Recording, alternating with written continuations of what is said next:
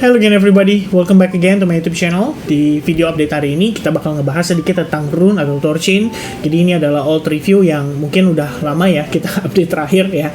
Semenjak saya kemarin itu ketinggalan mikrofon, jadi nggak bisa update pada saat saya lagi di luar. Dan saat ini Thorchain atau Rune itu mengalami penguatan yang amat sangat impulsif, signifikan, dan mungkin akan mulai bermunculan ya spekulasi-spekulasi di mana Thorchain atau Rune akan dibanting dan di take profit oleh whales-nya. So the question is, kapan itu terjadi dan apa yang kita perlu lakukan apabila itu terjadi, serta bagaimana reaction kita saat ini. Oke, so teman-teman sekalian, kita bakal update dulu posisi daripada Thorchain atau Rune dari perspektif time frame besar, kemudian ke time frame kecil. Dan sebelum kita masuk lebih jauh di update price action-nya, saya pengen sedikit nge-mention ya salah satu news yang saya kebetulan baca. Ini adalah artikel sih.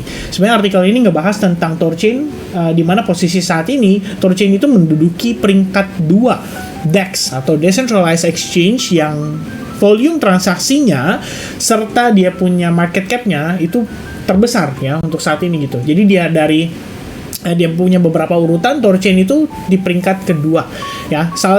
Bisa dibilang ini sebenarnya signifikan banget karena dari segi volume transaksi aja tuh bisa mencapai 1,3 triliun, bukan triliun, billion tuh berarti miliar dolar AS ya, making it the third largest DEX over the past 7 days according to DeFi Llama. Thorchain total value lock still stands at 259 juta dolar. Jadi sebenarnya ada penguatan yang amat sangat impulsif terjadi pada Thorchain atau Rune, tapi tidak diiringi dengan penguatan yang bisa dibilang sehat mungkin ya, lebih kepada volume transaksinya.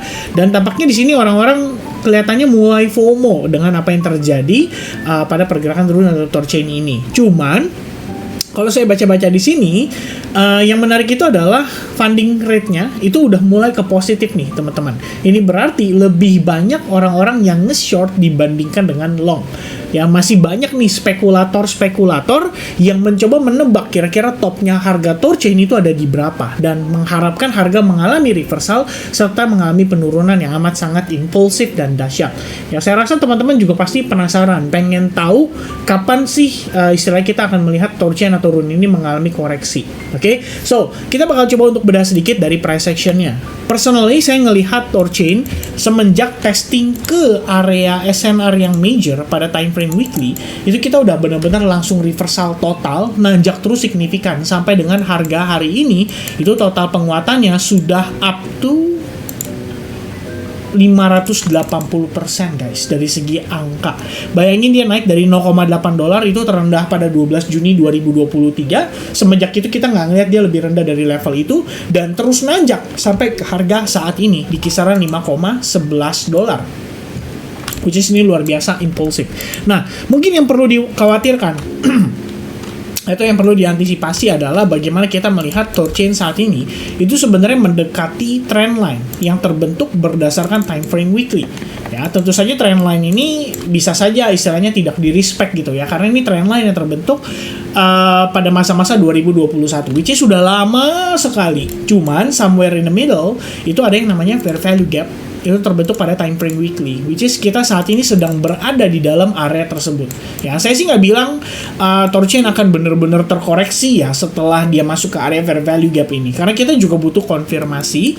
Dan di perspektif yang berbeda adalah kita bisa lihat bahwa Thorchain atau Rune itu belum ada proper retest terhadap SNR yang terbentuk di kisaran level 3,435 dolar. Ya, ini kalau saya pembulatan, wait a minute, more or less kayak gini ya, 4345, kemudian kita bisa slide agak sedikit di area SNR tersebut. Oke, kita drag lagi ke bawah sedikit seperti ini. There you go. Ya, ini adalah area SNR yang sangat major, perlu teman-teman perhatikan pada time frame weekly atau time frame besar. Ya, somehow nanti kalau dia pullback dan dia ketahan di level-level itu, sebenarnya ini bisa menjadi sebuah opportunity untuk teman-teman melakukan reakumulasi atau kalian bisa belanja lagi. Ya, bisa dibilang seperti itu.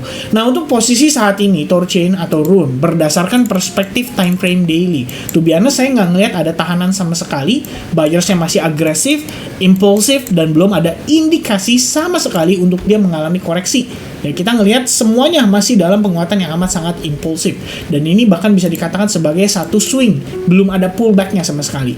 Ya kalau misalkan kita melihat progres seperti ini, sebenarnya kalau saya pribadi, mungkin bisa dibilang kalau untuk kita buy ya, atau long position yang terbentuk dari setup-setup yang ada pada time frame kecil, itu sebenarnya masih bisa dieksekusi. Tapi yang menjadi resiko kita adalah harga sudah semakin mendekati level-level resistance yang krusial. Kalau misalkan di satu titik kita mulai mendapati rejection, biasanya pullbacknya jadi agresif.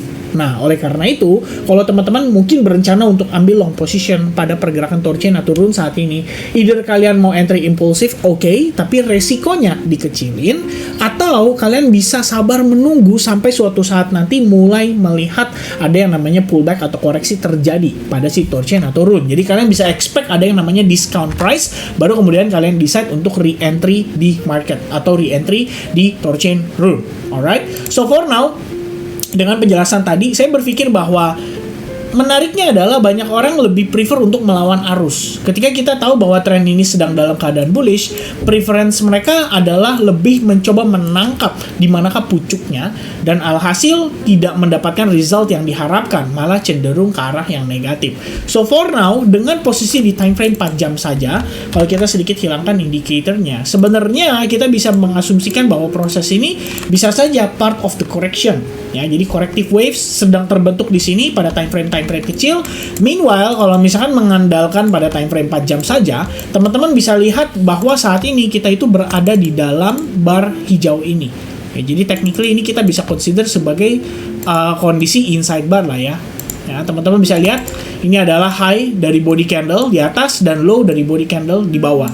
Dan kita bisa lihat pergerakan ini sejauh ini hanya berada di tengah-tengah saja, tidak create higher high, begitupun tidak create lower low. Ya, kita technically hanya steady saja, tidak bergerak lebih tinggi maupun lebih rendah. Dan ini seperti kita bisa katakan dengan istilah create base lah, di dalam pergerakan secara gambaran besarnya. Dan menariknya kalau kita lihat dari exponential moving average indikator yang periode 8, which is ini adalah periode yang paling short term, posisi daripada torchain atau rune so far itu bisa dibilang cukup baik, mempertahankan EMA 8 dan mendapatkan reaksi yang cukup powerful every time dia testing ke EMA 8-nya. So the question is saat ini, apakah di EMA 8 kita akan mendapatkan reaksi yang sama? Karena pada closing candle jam 3 tadi, kita melihat ada yang namanya bullish engulfing terbentuk setelah testing ke EMA 8-nya.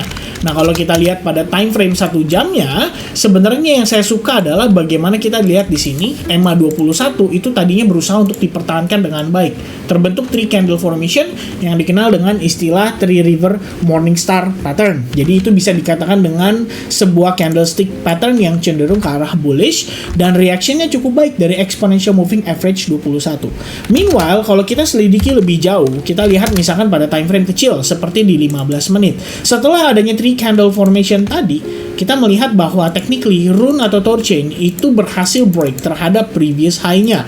So, ini adalah high point, ini adalah low point, ini adalah lower high, dan after dia create lower low, harganya mampu create higher high. Jadi bisa dikatakan dengan proses liquidity sweep, dan apa yang terjadi saat ini menurut saya adalah part of the retest atau bagian dari retestnya terhadap area demand yang mungkin terbentuk pada time frame 15 menit.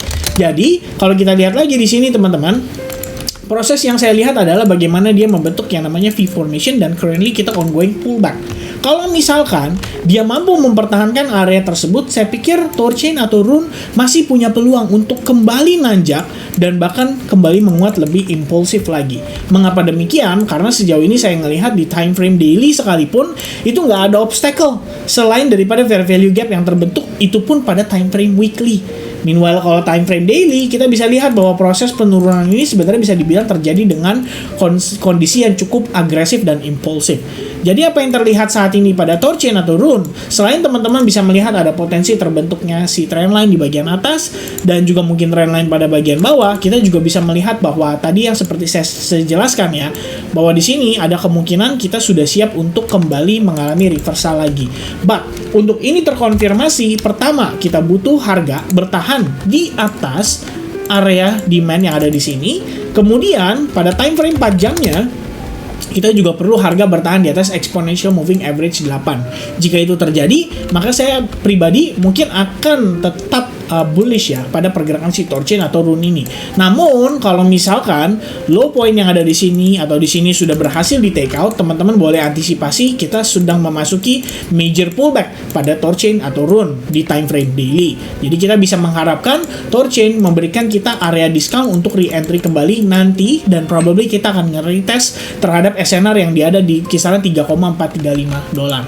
Jadi untuk saat ini teman-teman, I'm remain bullish on Thorchain as long kita bertahan di atas low point ini. Ya, tapi kalau misalkan dia sudah patah, maka teman-teman harus antisipasi kemungkinan Thorchain akan memasuki fase major correction. Oke, so itu dia update saya seputar Thorchain. Mudah-mudahan informasi ini bisa bermanfaat buat teman-teman sekalian yang lagi dalam posisi transaksi ataupun yang dalam posisi invest di Thorchain atau Rune. Maka ini bisa jadi sebuah referensi analisis untuk teman-teman pertimbangkan. So God bless buat teman-teman semuanya, and I'll see you guys again in the next update for Bitcoin tonight. Cheers, bye bye guys.